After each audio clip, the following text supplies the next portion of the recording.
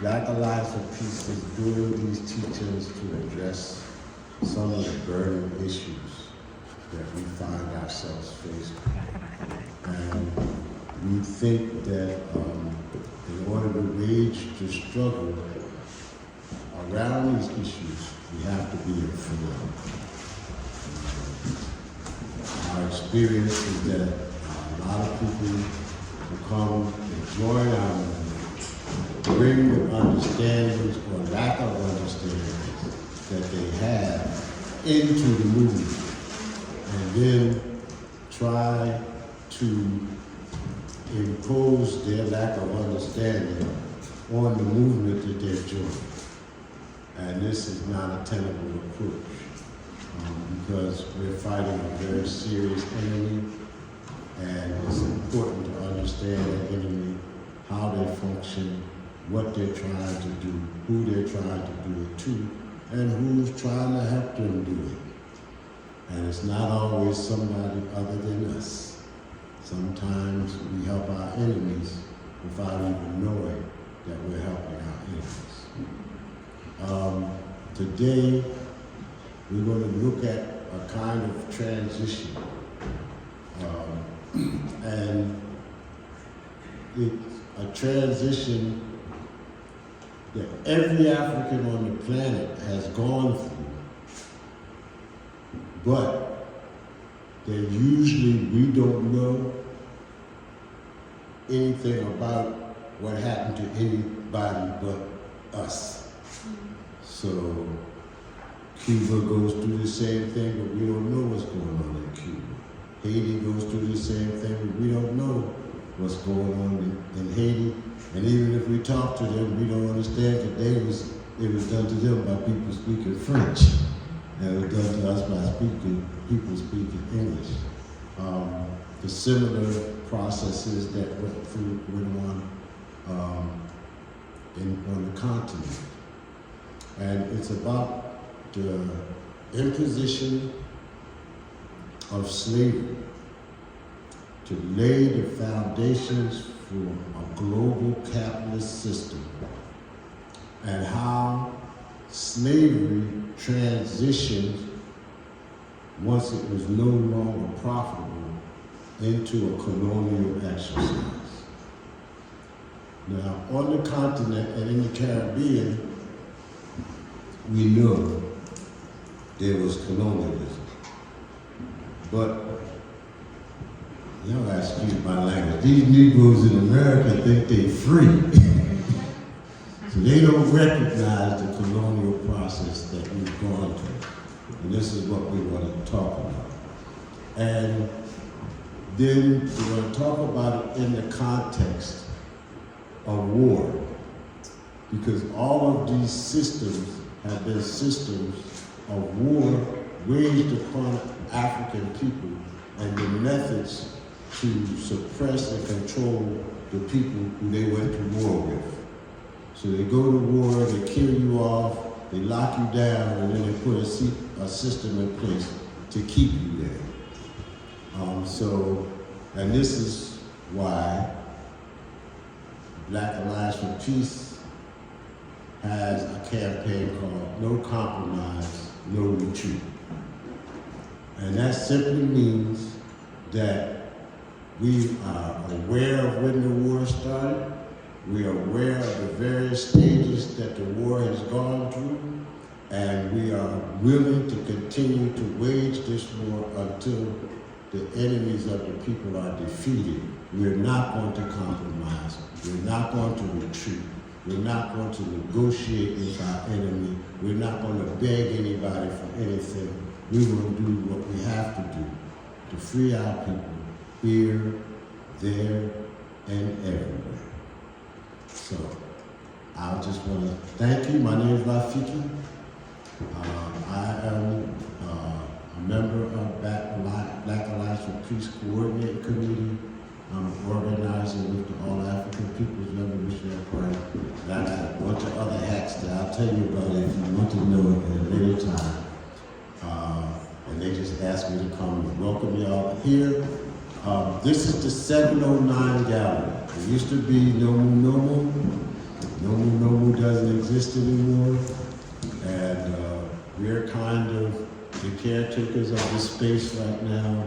The artwork that you see around is my work, and you're welcome here. We're usually open from 11 to about 7 every night, and you're welcome to come and sit, drink a cup of tea, and relax, and commune with the work, or with your friends, or whatever. We appreciate you, and we're going to get started.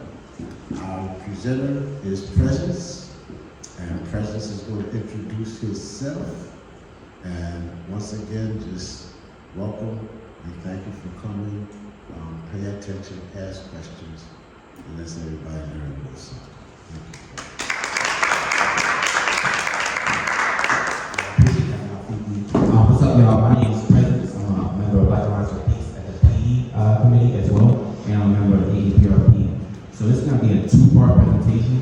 I'm going to do the first part, just giving some context to internal colonialism and how we see that in Baltimore City. And then my comment over here, Ash, is going to talk about policing and its role in enforcing internal colonialism. So,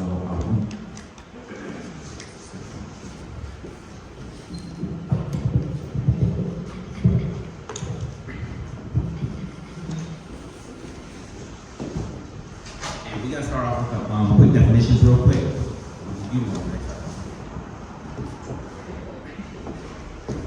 Yeah, just some words that we got started real quick. We're going to start with capitalism, which is, so capitalism is basically is an economic system which is based off private ownership of the means of production, which is basically, what is used to create everything from what we eat to how much is created of everything in the society. That is owned by private individuals. We don't own the land, we don't own, our system of labor. That's owned by the corporations. That's owned by these larger individuals, but not us. And that's the system that we find ourselves in today. We also have, two definitions I'm gonna say for the next slides, but we also have the blackness leadership class. And that's something especially important to Baltimore City, as we have a black mayor, we have a black governor, we have many black people in office right now, but these are not black people who are looking out for the masses. These are not black people that are looking out for us.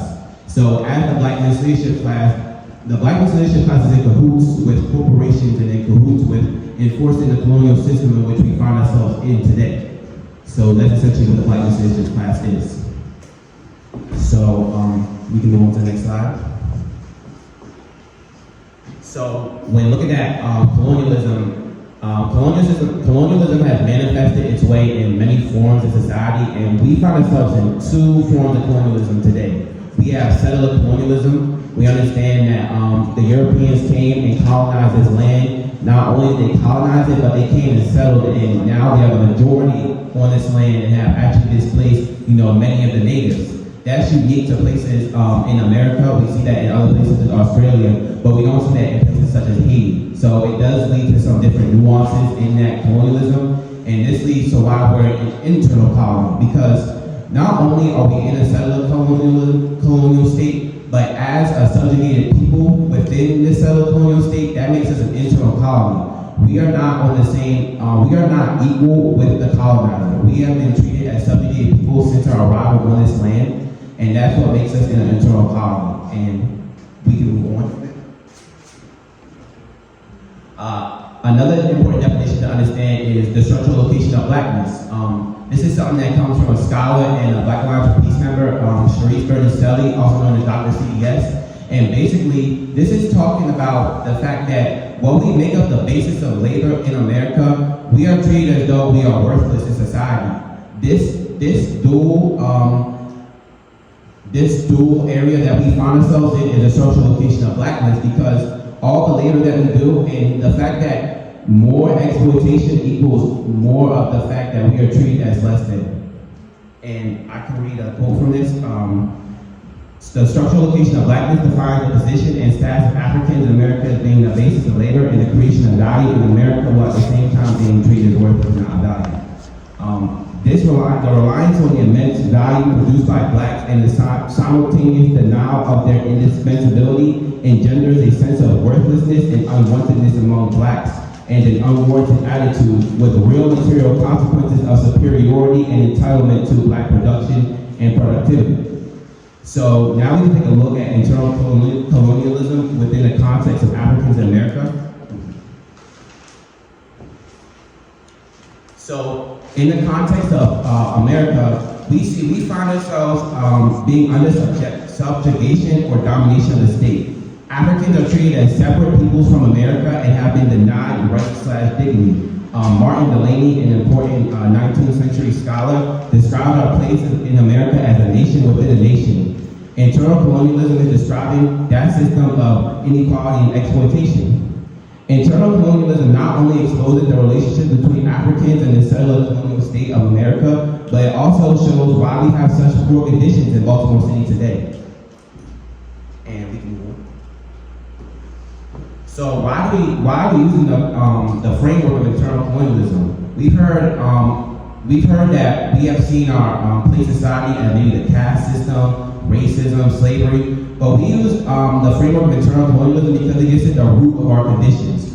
The fact that we were brought here by the colonizer to work the land and that we are an integral part of the colonial system is the reason why we find ourselves in these conditions today. Not only that, just as Rafiki was saying, the colonialization of the Americas happened at the same time as we saw in Haiti, as we see in other places of the world, and we see the same conditions and the same tactics being used against us. So internal colonialism seeks to put us back on that world stage and bring us and connects us back to the global struggle.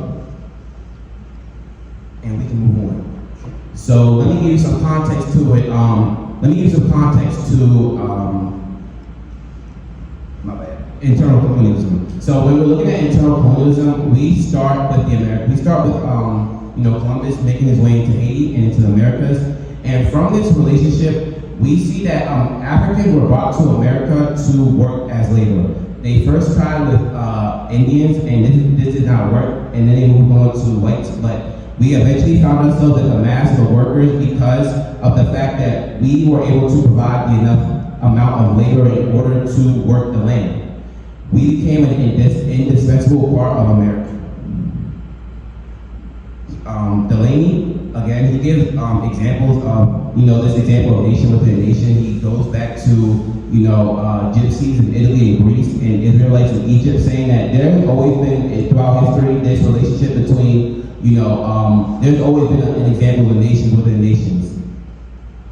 But we see in America, what we see in America is the fact that even as slaves and as free people, we found ourselves in conditions of, super exploitation. And a quote from this is that even free Africans in non-slave holding states who were in the same position politically, religiously, socially, as those in slave states. Hubert Harrison, a West Indian scholar/activist, describes that because it is the case that every group that lives by exploiting another despises the dispossessed group, and that contempt is directly proportional to the degree of exploitation. Enslaved Africans, in this sense, are not only sources of extreme surplus value and extraction, but the practices practiced by the colonial state renders them as consecutively lowly and worthless. Harris is saying that the mass exploitation of Africans is the reason why we find ourselves in these conditions historically, which is essential to build up American capitalism. And Europeans did not find any adequate substitutes for Africans in America on such a large scale. With the ending of slavery, this did not bring the ending of our colonial status. On the next slide, I have a quote from Du Bois. It must be remembered and never forgotten that the Civil War in the South, which overthrew Reconstruction, was a determined effort to reduce black labor as nearly as possible to a condition of unlimited exploitation and build a new class of capitalists on this foundation. The wage of the Negro worker, despite the war amendments, was reduced to the level of bare substance by taxation, peonage, caste, and every method of discrimination, a program carried out in open defiance of clear letter of the law. So on the next slide, we're going to look at the characteristics of internal colonialism. So I'm going to use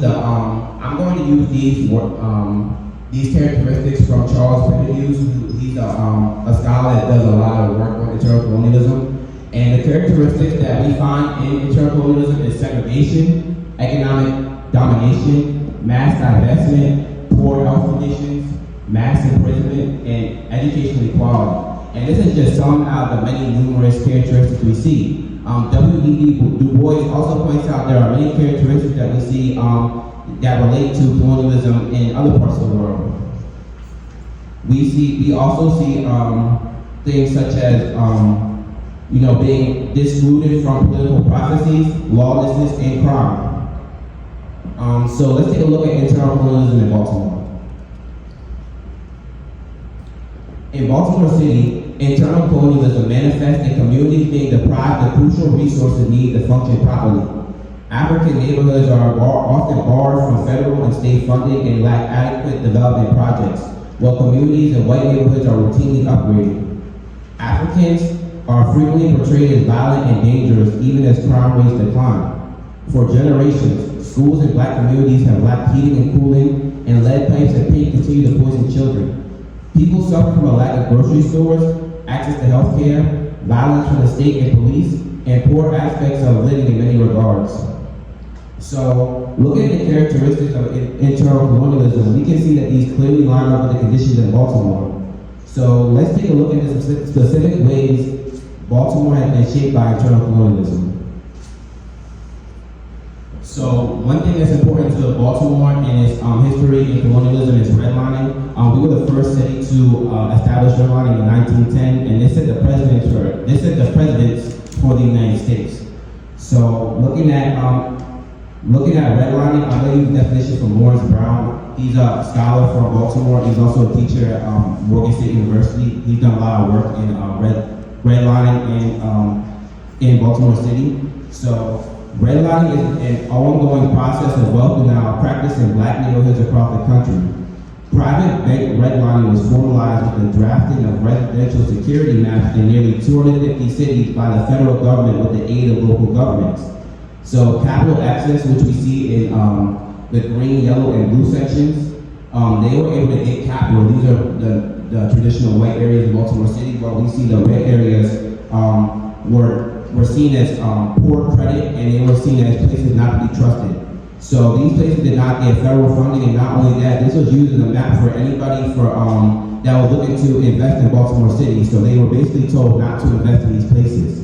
And this is the backdrop for segregation, because this is why we see that certain neighborhoods in Baltimore City do not have the resources that other places do.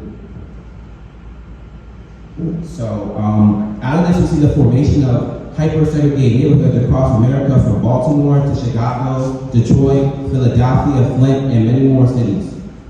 So on the next slide, we're going to see the black butterfly, which is, so this is a map showing where we see segregation happening, and it happens to make the shape of a butterfly. So the area in red that we're looking at, that's the areas where Africans have been segregated into, and these include neighborhoods such as Southwest Baltimore, Greenmount, Cherry Hill, Clifton, and many more neighborhoods including Pimlico. And we see the map with the black butterfly, with the wings extending from east and west from central Baltimore, is where life expectancy is the lowest, more homes are vacant, and people are poor in most aspects. And you also can see in the middle is in the white area, that's called the white belt, and that's where most of the the white investment has been in Baltimore City. Another thing we have seen, go to the next slide, we see forced displacement happening in Baltimore City too. Forced displacement is not something that's talked about, but it's an important aspect of internal colonialism and its aspect to our restriction in our movement. So, serial forced displacement is the forced uprooting of people and communities in addition to land seizures. It can sometimes take the form of withdrawing critical resources in communities, such as mass school closures, school takeovers, recreation center closures, and the demolition and privatization of public housing. So let's take a look at what that looks like. Between the years of 1951 and 1971, 75,000 people were displaced, with 89 to 90% of them being black people who were removed from schools for removed from their homes, from the building of schools, and through the process of urban renewal. Compared to Chicago, which spent more than $200 million on urban renewal, Baltimore spent a whopping $900 million on its urban renewal project, despite having a quarter of population of Chicago. James Baldwin, he called this urban renewal Negro removal. Why do we see that? We see things such as the building of highways, the building of houses, and we see that these Africans were forced out in this process. So let's take some more looks at characteristics of internal colonialism in Baltimore. The source of poor conditions in African communities in Baltimore City is not because of lack of funding, poor choices of Africans, or financial illiteracy, but the continued and deliberate war which has been waged against Africans in Baltimore. This manifests in health disparities, such as Baltimore City being tied for highest rates of dementia at 16% of the population. We see a lot of pollutants in our community, such as from CXX, the coal factory, which constantly pumps coal into the air and continually has mishaps. We also see a lot of lead. We understand that because of segregation, we see a lot of these older houses from 1970 having a lot of lead paint, and this oftentimes is what's poisoning our community. We also see that we have high rates of heart disease and cancer. And the colonial system, in order to continue the oppression of Africans, continually seeks to obfuscate our conditions. While poverty, disease, and violence against Africans have remained consistent, in some cases risen, we see crime continuously raised as an issue, although crime has been decreasing. Another contradiction that we see in Baltimore City is that Johns Hopkins employs 50,000 people and University of Maryland employs 20,000. Yet Africans suffer from the most health diseases and the least education in Baltimore City. We also see high rates of incarceration. We have one of the largest racial disparities in our incarceration system. More than 90% of inmates incarcerated since childhood are people of color, more than 80% black. And we also understand that Maryland leads the nation in incarcerating young black men under 25, census the longest prison terms, 25% higher than the nearest state, Mississippi. And we also understand that there's been a war waged against our youth in Baltimore City. We also suffer from extreme rates of unemployment. We see an average of 16%, and in some places in Baltimore City, 20% unemployment rates. We also see that in Baltimore, workers of color are 3 times more poor than white people, and that 1/3 of households have a net worth of 0. We also see in Baltimore City, on the next slide, we have a strong black leadership class. Under the framework of internal colonialism, it is easier to see that the role of the black leadership class is to oversee the continuation of our colonial status, while leading us to believe that the progress for Africans is being made. Under the black leadership class, the conditions for Africans in general do not change for the masses, but it serves to distract us from the true nature of the colonial system. For example, we have Ivan Bates. Although youth crime has been steadily decreasing, Baltimore City State's Attorney Ivan Bates asserts that I see juvenile crime numbers. Juvenile crime is out of control. This is not an accurate reflection of the data that's available. We also see that he continued the legacy of criminalizing members of Baltimore City, and that even though crime has been decreasing, he says it's his duty to target low-level non-offense crimes. He also warns parents who are forced to work 2 jobs and can't be home in time that if your child gets arrested, you might get arrested too. Ivan Bates is also advocating for less rights for youth, notably during interrogation. We understand that youth are most vulnerable during these times. We also see with Brandon Scott, although he has done some things such as built, some of those gymnasiums, I can't think about the name, but we also see that Brandon Scott has really promoted a lot of things, such as in the harbor, promoting these high-rise apartment buildings where we see the most vacant buildings in black neighborhoods. We also see that he's been, really pulling a lot of strings to do that for his own personal gain. And we also see Wes Moore. Wes Moore, somebody who has tried to champion himself as somebody for black folks, such as his pardon for 175,000 people, even though that pardon did not take anybody out of jail and did not expunge anybody's records, essentially doing nothing for the black community. So we see these black leaders not only trying to establish themselves as somebody for the community, but are actively lying, acting like they're doing something for our people. On the next slide, we also see the black leadership class and how they allocate our money. We see that $593.1 million were spent on the city police last year.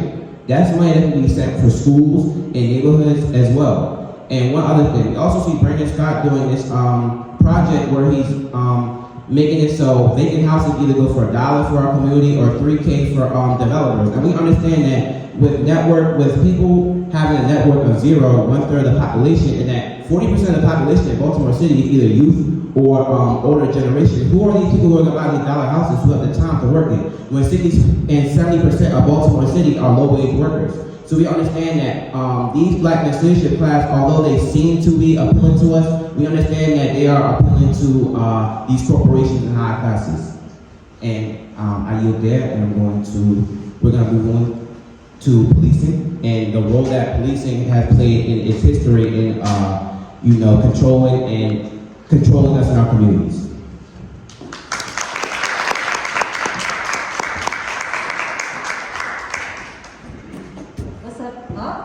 What's up, y'all? Yeah, I gotta be real close. What's up, y'all? My name is Ash. Is that loud? No. Okay, cool. My name is Ash. I'm a member of the Black Alliance for Peace, and today we're gonna transition to talking about how the war against Africans is waged, right? Who does it? Who carries it out? As my comrade Prez and Brother Rafiki said earlier, this is a war that's waged on many people. The war against Africans in Baltimore specifically is carried out by the police. And real quick, without looking at the slide, what do the police, you can go back, okay. Why do the police exist? To contain and oppress group. Yeah. To serve the state. Yeah. To perpetuate white supremacy. Yeah.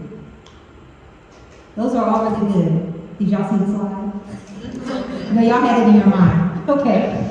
So we believe that the police essentially exist to split people into classes, to split society into class.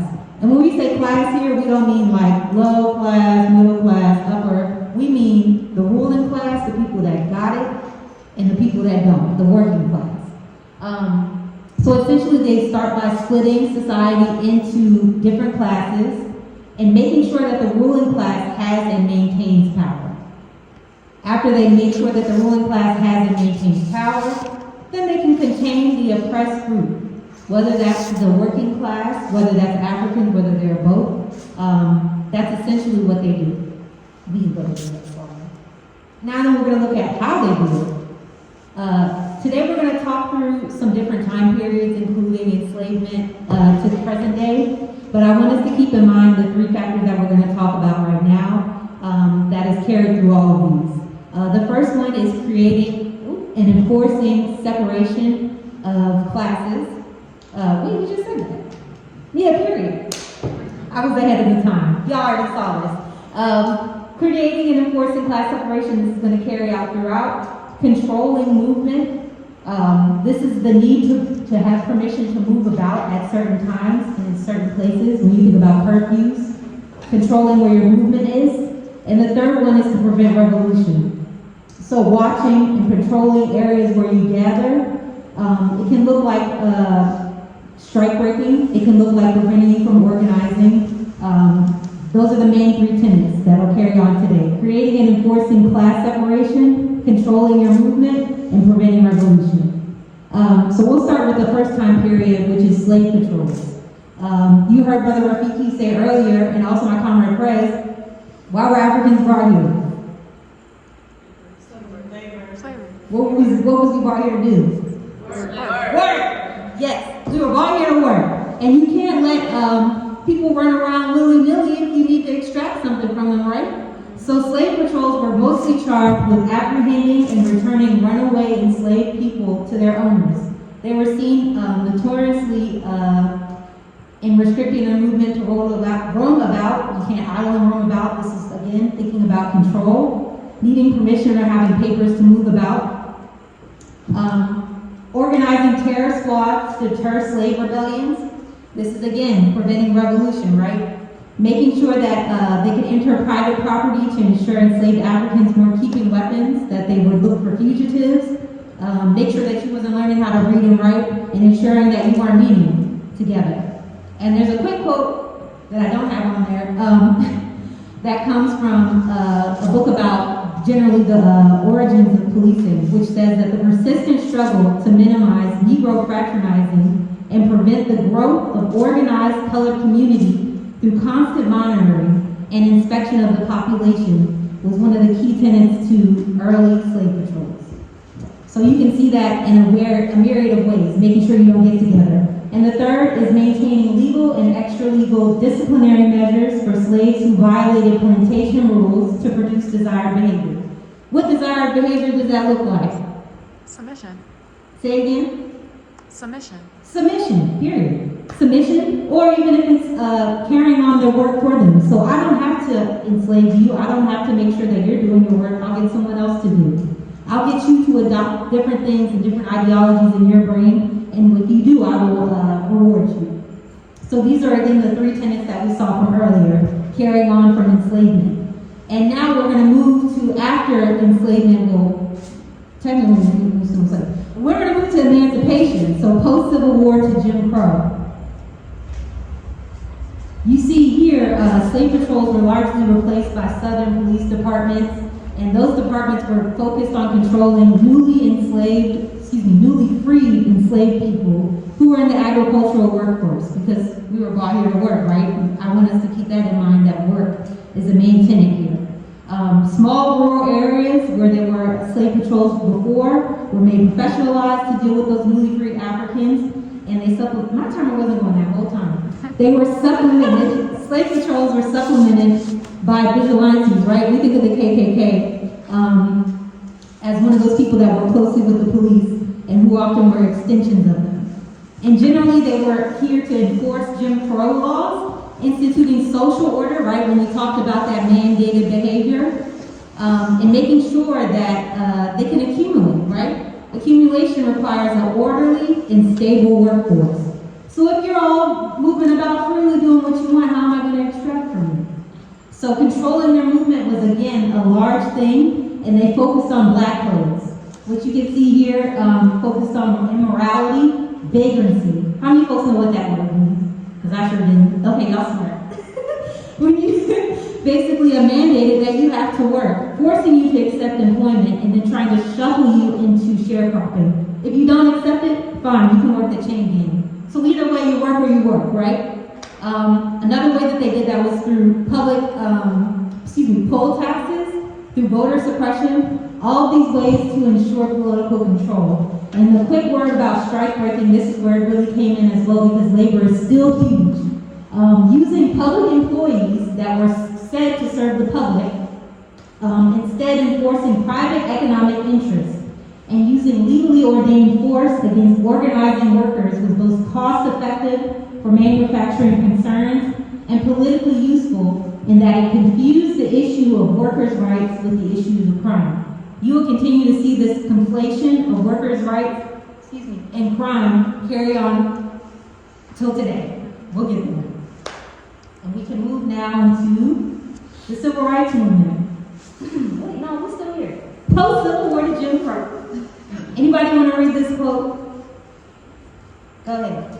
These same sheriffs and judges also received kickbacks and in some cases generated lists of fit and hardworking blacks to be incarcerated on behalf of employers who would then lease them out to perform forced labor for profit. You work or you work. This is a key feature, I think that Press said earlier about enslaved Africans, not enslaved Africans, the Africans in Baltimore, and how oftentimes control was a portion not only of like where you live, but also of how you work and when you work, where you work. We can now move, I'm so excited to get to the Civil Rights Movement, I don't know why, child, the Civil Rights Movement. So this is a time, as we all know, that has been talked about ad nauseum, right? As a time where people gathered together to demand justice and demand rights for themselves, but it was also largely a huge time of repression. This was a time when people were generally intertwined with workers' rights. Civil rights was intertwined with workers' rights. People like the Brotherhood of Sleeping Car Porters had essentially combined civil rights work with economic justice, and union membership had intensified in the black community. I think after 1943, by 1943, 400,000 Africans in America who are union members. So I want us to keep that in mind too, thinking about labor. And at this time, as many of us know, protesters were beaten, abused, disappeared, assassinated, and that includes Africans, that includes brown berets and the young lords. Counterinsurgency had increased at that time. And in fact, it had thrived, right? When you hear about how Martin Luther King was wiretapped, when you hear about how Malcolm X was surveilled, generally the FBI worked to kill and frame people, but they also had used the tools and the things that they learned from the Cold War, from Vietnam, from Iran, to train their police officers in spying, in torture, and generally counterinsurgency. You don't have to take my word for it. You can go to the next slide. So the director of the Office of Public Safety had testified before the Kerner Commission, generally about the civil rights movement and the response of the police at that time. And he said, in working with the police in various countries, we've acquired a great deal of experience in dealing with violence ranging from demonstrations and riots to guerrilla warfare. Much of this experience may be useful in the U.S. They copied and pasted that same war that Brother Rafiki talked about, that my Conrad Price talked about, and they applied it to people that are supposed to be their own citizens, right? You're waging a warfare against your own citizens using tactics that you use against people that you deem to be enemies. Am I close? Now we're moving to the infamous war on drugs. I'm not going to ask anybody to read this. I can barely read it myself. We knew we couldn't make it illegal to be either against the war or black. But by getting the public to associate the hippies with marijuana and black people with heroin, then by criminalizing both heavily, we could disrupt those communities.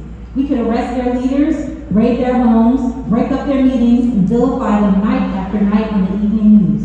Did we know we were lying about the drugs? Of course we did. A Nixon top advisor said that himself. And there's no greater way that you can see the three tenets that we talked about earlier that carried through in the war on drugs. The war on drugs was really a boom, we can go to the next slide, I'm sorry, in mass incarceration. It was a time when, again, Americans were in very militant labor rights unions, and it was politically advantageous to win over people that were generally Democratic Southerners using law and order.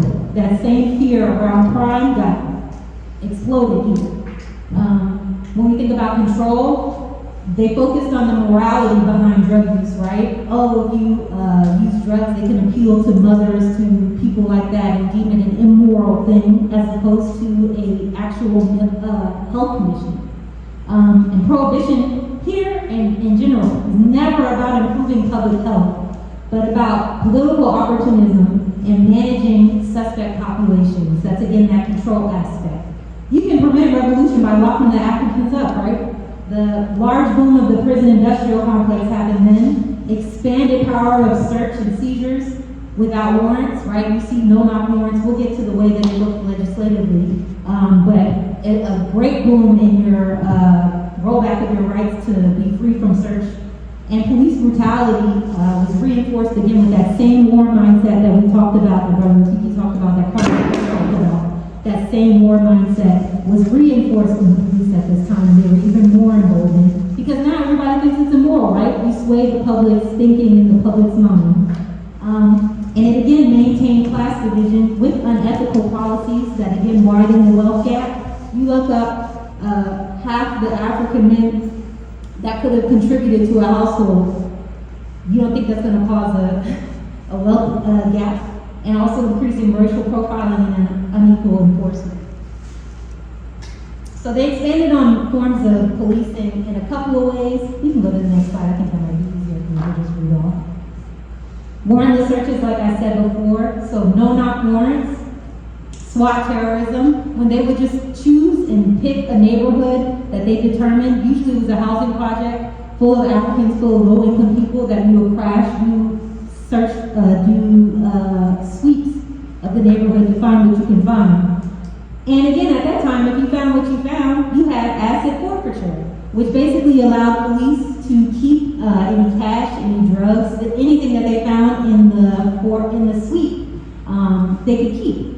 So of course I could do a sweep on, I don't know, your neighbor over there. If I think I saw you with a nice car and I saw you buying a lot of stuff, okay, let me do a sweep real quick, let me get some money real quick. And unfortunately, you'll see this come to play in Baltimore later. But there was a very low burden of proof when they did that. So they get through asset forfeiture. Money also was criminalized. When you think about cash, when you think about going through the airport and they stop you, you got how much money on you? Oh, that's too much. What are you doing with that? It's somehow associated with drugs. It's somehow associated with crime as opposed to something that, in general, lower income people carry cash. You pay for your things in cash. So you see all of these things legislatively with Big Daddy Biden, who ushered in, sorry, it's not a good name for it, who ushered in a lot of this, and also the crime bill in Clinton. So it continued from Nixon to Clinton until we get to today, where you'll see the war on drugs turned into the war on crime. But now we're going to turn to the state of where we are now, geographically, Baltimore. Our population is close to 600, I'm not good with my numbers right. 600,000. Is that right? What are you looking at? Yes, thank you. Oh. The poverty rate is 20.3%, that's a quarter of the residents. Meanwhile, nationwide, it's 12.6%. And in 2022, they found close to 2,000 people were experiencing homelessness in Baltimore on any given night. Unemployment rates are at 13.1% in 2022. Who knows what they are now? And also the highest incarceration state, as my comrade Fred said, in the state, with 1 in every 100 residents locked up in state prison. And it's worth noting that state prisoners, a third of state prisoners are in prison right now serving on a sentence that involves drugs. And in federal prisoners, it's about half. Yeah. Okay, and now we can move on to more of the state of the city, right? How many of y'all, I'm sure probably, how many of y'all from Baltimore? Okay, but I'm gonna be preaching to the crowd, that's cool. 1033 program, one of the most big ticket programs I was pushed to give local law enforcement military weapons, military grade weapons, tanks. I don't know the names of the weapons. Y'all would yell them out. Who know a military grade weapon? Black Hawk. A Black Hawk. The helicopter, the choppers you saw during the 2020 unrest.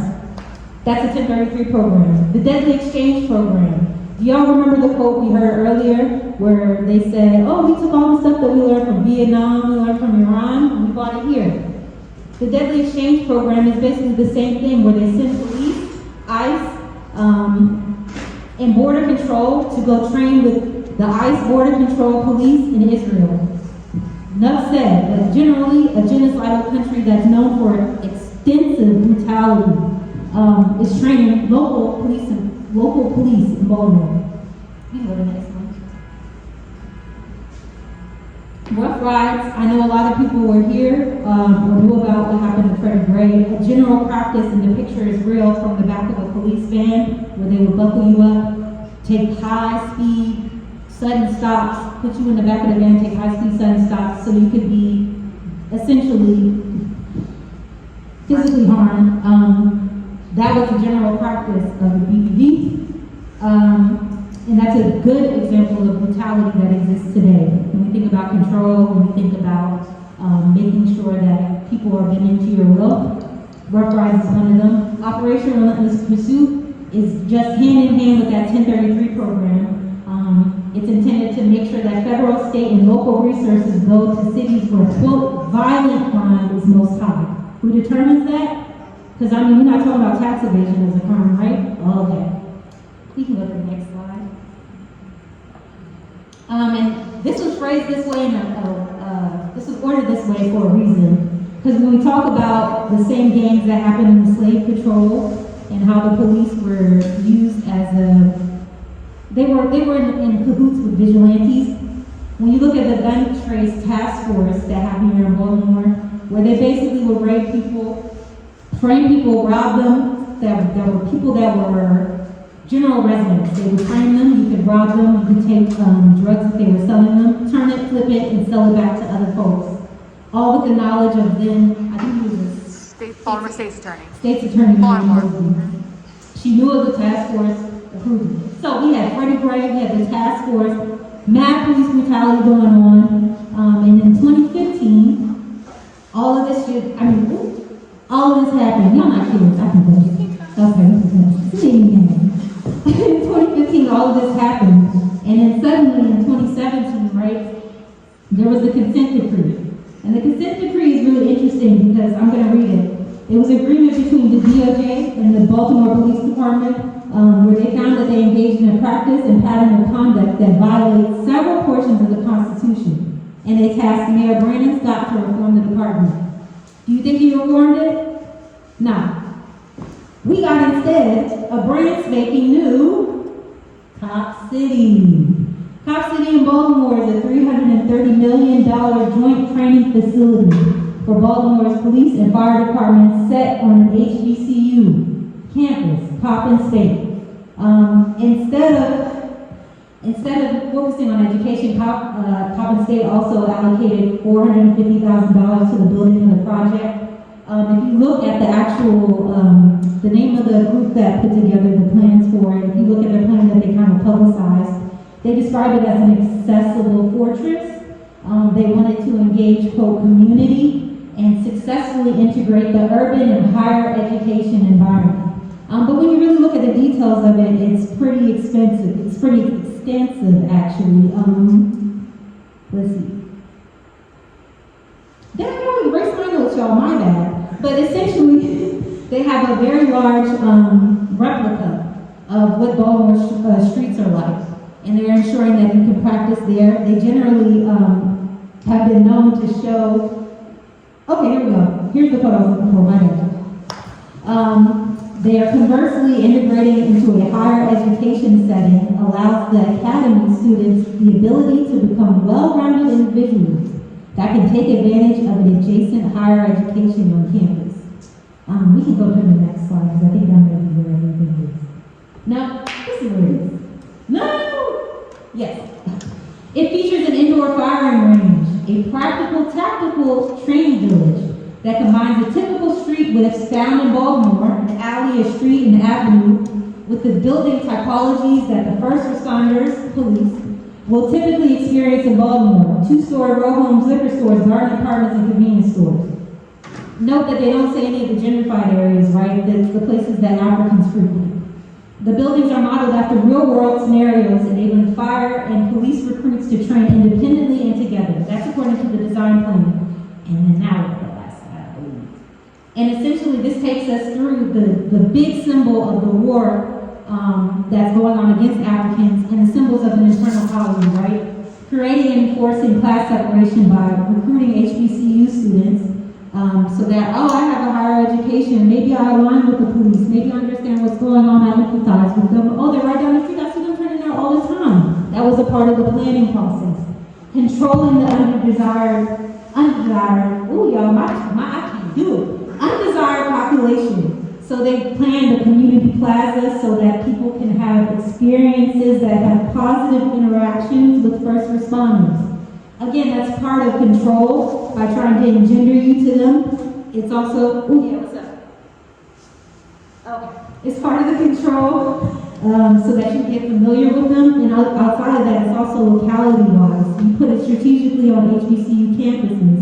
And Price said earlier, the Blackness Leadership class. This is a great recruitment for the Blackness Leadership class. Oh, I already feel like I have a higher education. I feel like I'm a little more, I want to, quote, serve my people. This is a gateway to it, and they know it. And lastly, preventing revolt. It leverages Coppin State's criminal justice program, said Nick Mosby at the time. He was a very staunch advocate for it. It was one of the first things that he proposed after the consent decree. And by getting military-grade equipment to local police forces, you're essentially quelling or extinguishing the fire that could occur. Because we know students really do launch a lot of stuff. By putting it on there, locality-wise, it's a very strategic plan. And I ended here with asking who interacts most with the police. Y'all feel free to ask that. Answer that. Who interacts most with the police? Who? There's no wrong answer. Yes, no. Poor Africans. Poor Africans. Anybody else got a view? Africans in general. I have in my notes, generally unemployed people interact a lot with the police. Unemployed people end up being homeless people, right? Homeless people interact tons with the police. And also people that have mental health struggles that are unaddressed interact with the police most. It is very easily a line that you see from one to the other and takes you very quickly from the same systems of control that we talked about from slavery to now. Thank y'all for your time. I think we moved into questions now.